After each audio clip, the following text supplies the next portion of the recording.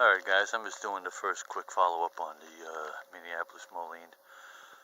To begin with, on the first video I called it a RT1. I was wrong. I mistook the capital I for a 1. It is an RTI, the I standing for industrial. Okay, just want to clear that up, okay? And a lot of guys are telling me it's not as rare as I thought it was. The Moline, most of the models didn't have a long run number, but I still say it's pretty dang rare, especially for this area. Alright, I'm in the lower Catskill area, upper Hudson Valley, and you don't see too many Minneapolis Molines here at all. Okay, they're more, you see them, they're more common far up north, and obviously in Minnesota, Ohio Valley, that area, but not in the lower states for sure. Below New York, forget about it. I don't think you're going to see many at all. So, at any rate, there are only 4,000 and change of them made, as I said. In 1953, they were made for the military. Don't know exact number on that. And I don't know the number of the that came with this low loader. Okay, this is a common loader that they came with. So you do all the math, and that comes down to a pretty low number. So I say they're pretty dang rare. So I know I'm going to have trouble getting the parts for it, but at any rate, at the moment, what I need is a rear tire. It's a 24-inch rim. It's a 1224, and the hood. Not an essential part, but I would like to get a hood for it. And those are the only two parts I know for a fact at the moment I need. So anybody out there that has any leads on those parts, I'd appreciate it. So again, just a quick update on a couple of things I found out about it. Okay, it's got an RT100 transmission with a 4-speed, 4 forward, 1 reverse. Okay, this guard that you're looking at in the front here. Okay, the top half of that is actually, see I got a tin can over it, that's actually the filler and the vent for the hydraulics. That's the hydraulic tank. Top half of that is the hydraulic tank. Okay, the hydraulic station is on the other side, right there, and it runs to a pump off of the crank, and that's how it works. Okay.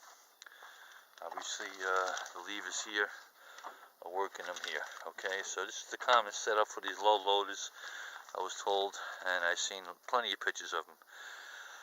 Okay, it's got the original Minneapolis Moline wheel weights on here. Okay, the number on the wheel weight there is JT1201. Whether that means anything, I don't know. The other number is a patent number, so I don't think that is of any use at all tracing the year. I was told this was a 49 by the previous owner. He was told by the person he got it from. The tag is supposed to be over here on the right side by the tranny in here. There's no tags anywhere. And there's no engine tags either. I looked everywhere. So I posted those numbers that you've seen on this video. In the opening of the video, the numbers that are casted into the engine. Okay. Again, it's got the platform in the back, which I seen on one video was actually a toolbox. That top lid lifted up on hinges, but this has been welded shut. Very heavy, very heavy. And actually, speaking of wheel weights, it appears to me that it has inner wheel weights as well. I don't know if you can see, but it appears to me that it might, I believe those are inner wheel weights as well. I might be wrong about that, I don't know, but at any rate, this tire here, as you see, is shot. Kind of hoping it just takes a little bit of air just to get it up a little bit, and I can move it around. Thinking optimistically here that I'm going to get it running.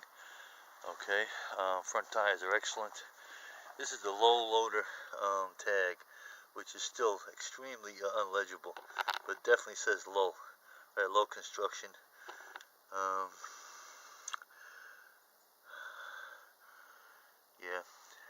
numbers are pretty impossible to read, but a couple of guys in the forum said they didn't think it was a low loader. It's definitely a low loader, no question about that.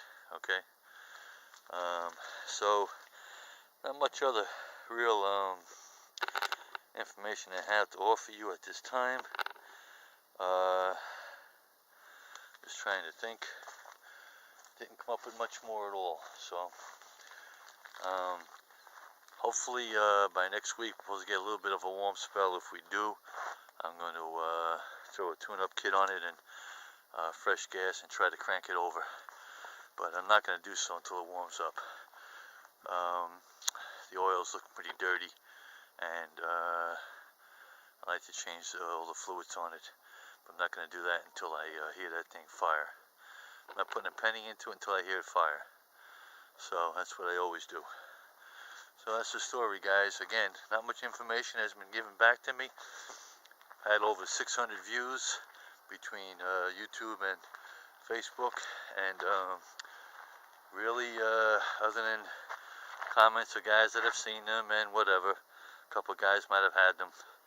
Not much informative information. So I got a manual on order. Anybody knows anything, please post your comments below. Thank you very much, guys. I appreciate you following this little project. Book 'em, Dano.